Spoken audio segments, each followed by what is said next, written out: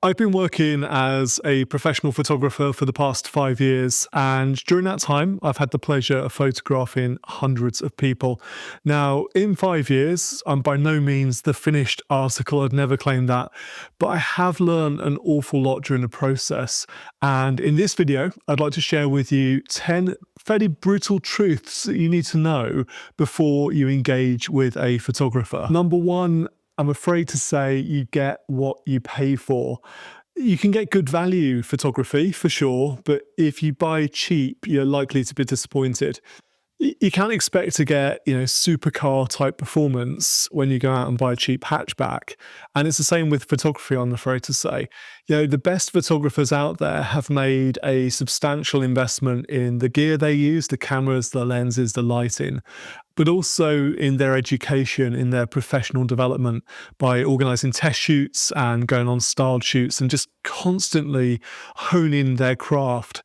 So if you want high quality photo results, don't expect to get that on the cheap. There is I wouldn't say significant cost involved necessarily, but there is a cost involved and you have to make that investment if you expect to get good quality returns. Number two, there is a limit to the number of revisions and the amount of editing you can expect your photographer to do within the price that they quote you. And this is why it's important to have an agreement with your photographer upfront to really understand what they're offering for the money.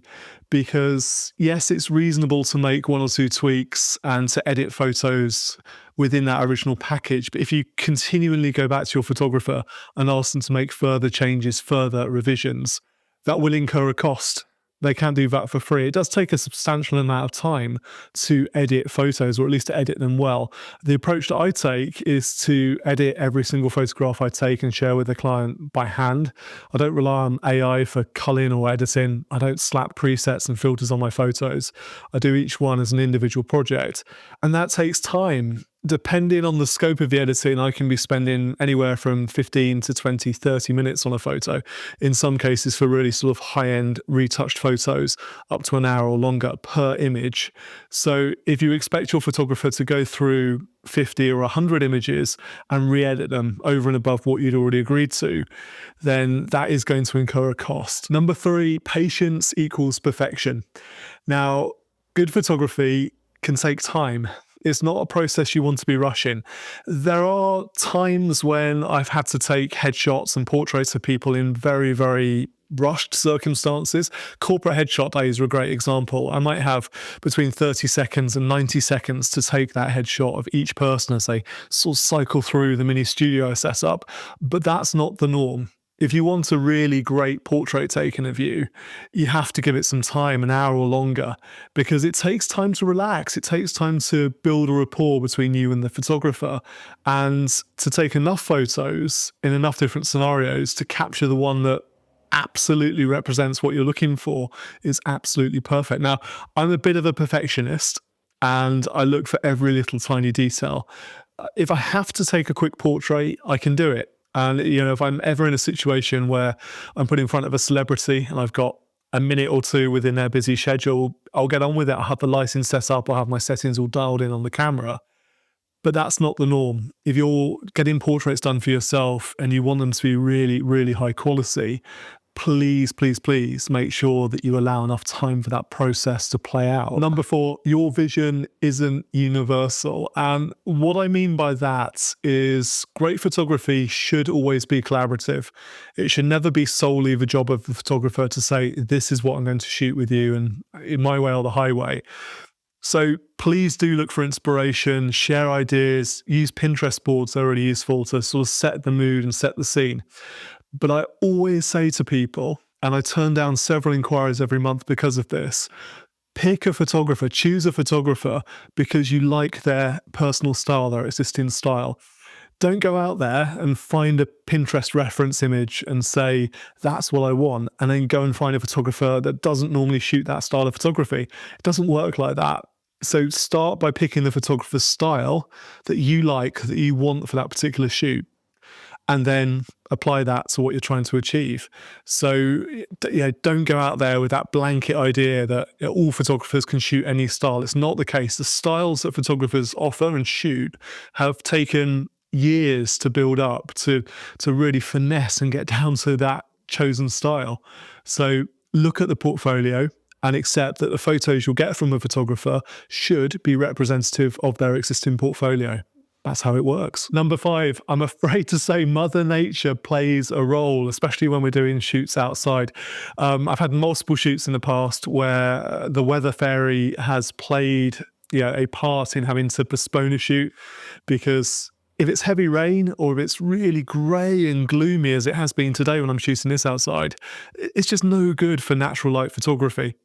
And if you're shooting natural light within a property inside, but you're relying on that natural light coming through the windows, again, if it's grey and gloomy and overcast outside, your photos are going to look flat and dull and fairly boring. So if you're shooting outside on location with your photographer, make sure you've got a backup date in mind, or you've got a backup location you can go to. So an outdoor shoot can become an indoor shoot with artificial lighting. Don't rely on the great British weather to deliver beautiful, perfect lighting. I mean, now we get some beautiful winter light when I'm filming this, but I still get incredibly excited when I look through the window and that special lighting comes through. It's not all the time, it's not every day, it's not even every week at the moment. And even in the summer, you can't guarantee you're going to get perfect lighting for photography. So alternative dates, alternative locations, the ability for the photographer to use artificial lighting, whether that's outdoors or indoors, to recreate that beautiful natural light. Really important. Don't rely on Mother Nature. Number 6, Photoshop cannot fix everything. Now, Photoshop's great. I love Photoshop. I work with it every single day, and it has come on leaps and bounds in the last few years. Some of the stuff you can do now in Photoshop using its generative AI tools, canvas expansions, that sort of thing, just blow my mind still on a regular basis. But it's much better for all concerned, for the photographer and for the client, to capture the image that is as close to finished as possible in camera, to minimize the amount of photoshopping that needs doing. So get the poses right, get the lighting right, get the composition right in camera, work with your photographer to get those right images, rather than them having to then spend hours finessing the image in Photoshop. We can do a great deal in Photoshop. I love working in Photoshop. I love making the canvas bigger. I love removing stray hairs and doing high-end skin retouching, making the eyes a little brighter, all these sort of magic tricks we've got as photographers. But you have to understand there are limitations to Photoshop. And of course, the more time spent, editing and using Photoshop, the more cost involved. So that's something to be aware of as well. Number 7, your photographer needs clear directions. And what I mean by this is we're not mind readers. We can make assumptions about why you want a photo taken or a particular set of photos taken, but you need to tell us a purpose. And I start every single photo shoot with that conversation. What's the goal here? What are we trying to achieve with these particular photos? Now, my background in business as a financial planner before I became a photographer means it's pretty natural for me to want to ask lots of questions and to find out what somebody is trying to achieve. I used to do it when I asked questions to find out what they wanted to achieve with their money. And now the questions I ask are all about, what do you want to achieve with your photography?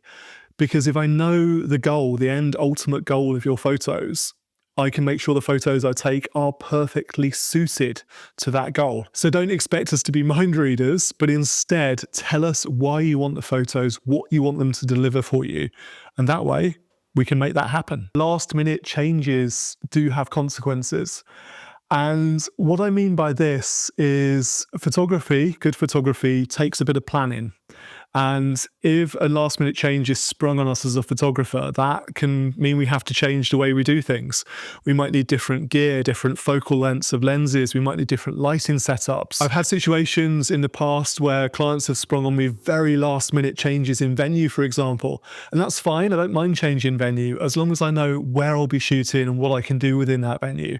In one instance, I decided to postpone the photo shoot and the client was cool with that, simply because I wasn't confident that the kit I'd packed and what I had to hand to take with me was going to get the best results in the new venue that was on offer. And we rescheduled, we shot at a different venue with time to plan, and that was fine. But don't expect to make very last minute sudden changes that could influence the outcome of a photo shoot. Now, good photographers should be able to adapt and improvise and overcome if things happen during the photo shoot that were not exactly to plan. We don't panic if stuff goes wrong, doesn't go quite as planned. But if the planning is there and, if we've got this opportunity to get the right gear, the right setup for the right photo shoot, then do expect there to be some changes if that location changes or something else, some other factor changes at very short notice. Number 9, trust the process. Photography can be a bit weird as a subject, and I often have photos taken of myself just to remind myself what it's like to sit on the other side of the lens. I did some selfies just the other day as that reminder of how weird it can feel to not be behind the camera, which is my comfort zone, but be on the other side. Lots of people find having their photograph quite an uncomfortable experience. I get that. It's why I work so hard to make it a more comfortable experience to help people relax. But you need to trust the process. Trust that the photographer does this on a regular basis. And things that might feel a little bit weird in terms of your pose and what they ask you to do in front of the camera are all done for a reason. It's done to make the lighting look more flattering or to make your jawline look better, for example. So there's a reason, there's method in the madness. It's really good if your photographer can give you plenty of instant feedback during a shoot, explain why they're asking you to do different things, but also show you images, albeit unedited, in the back of the camera, just to give you some positive reinforcement as time goes on. But you really do have to trust the photographer. We know what we're doing. And last but not least, number 10, photo rights are not all inclusive. And what I mean by that is copyright, when a photo is taken, always stays with the photographer. That's just a fact of life. It's how UK law works.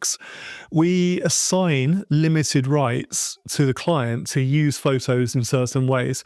Now, I'm quite generous with the rights that I issue as part of my standard contract with clients. They can use them for personal, commercial use. I don't mind if they end up getting printed in national magazines or newspapers or going on billboards. I'm not going to charge extra for that. Once the photo is taken and edited and sent over, it's up to the clients to do what they like with, within reason. And what I mean within reason is I have a clause within my standard contract that doesn't allow the clients to recrop the photo without running it past me first, because cropping is an important part of the editing process and how the ultimate image looks. And I also don't want them to slap filters and presets over the top of my edited photos. If they want stuff changed, then that's a discussion to have with me and something I'll help them with and re-edit, or we should hopefully get the editing process right in the first place, colors and brand image and the rest of it. But there's nothing worse as a photographer to take photos, to edit them, to deliver them to your clients, and then see them appear on their Instagram feed a few months later with some garish filter slapped on them, because it's not representative of your work. It can actually be quite damaging to our reputation as photographers if photos are represented poorly in that way. Professional photography then is an investment. It's an investment in your brand. It's an investment in your memories, in your business. So it needs to be treated as such. And I think there's a lot of misconceptions about professional photography and what it is and what it isn't. But I'd love to hear from you if any of those 10 brutal truths resonated with you, what you thought of them, if it's stuff you've come across before or stuff you hadn't thought about. Let me know in the comments below. It'd be great to start that conversation. Thank you for watching this video. I'm Martin Bamford. This is Bear's Eye View, and I look forward to seeing you in the next one. Before you go, please do press like and make sure you subscribe to see future videos.